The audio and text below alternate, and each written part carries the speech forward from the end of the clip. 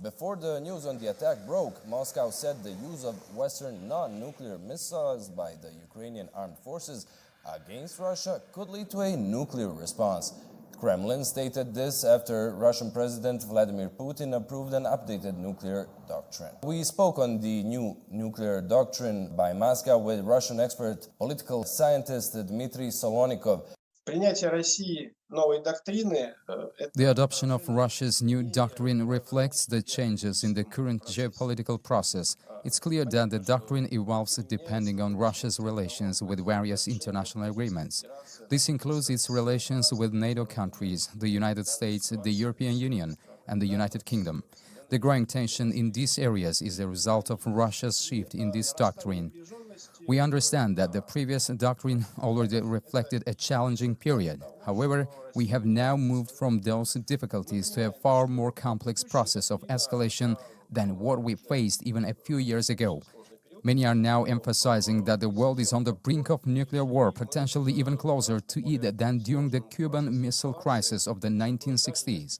In attempting to prevent a nuclear war, Russia is asserting its firm positions. It warns the opposing side not to gamble with nuclear weapons, not to provoke aggression against Russia, and not to threaten strikes deep into Russian territory. If such actions occur, inevitable conflict will arise. In the 20th century, this understanding of the inevitability of a retaliatory strike and the certainty of nuclear catastrophe for the entire globe acted as a deterrent. Both the United States and the Soviet Union refrained from taking extreme measures against one another. It was clear that the retaliation would follow and there would be no victor. Now, a new generation of Western politicians has departed from this perspective. They believe that nuclear war could result in victory and thus feel emboldened to provoke Russia with various actions. These include authorizing strikes on Russian territory using American weapons and personnel, albeit ostensibly from current Ukrainian territory. For Russia, however, such acts are effectively aggression against it by the opposing side. The status of intermediate and short-range missiles has changed. The status of treaties aimed at controlling the nuclear arms race has also shifted. All of this is reflected in the current doctrine.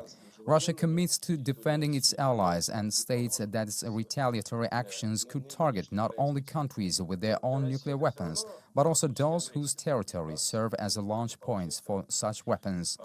It's unnecessary to involve additional forces or international actors in this confrontation. Neither Ukraine, nor Bulgaria, nor Eastern European countries that previously had no nuclear weapons.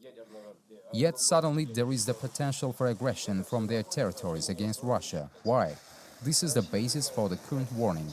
I wouldn't say it was specifically timed to coincide with Bulgaria's announcement of this decision.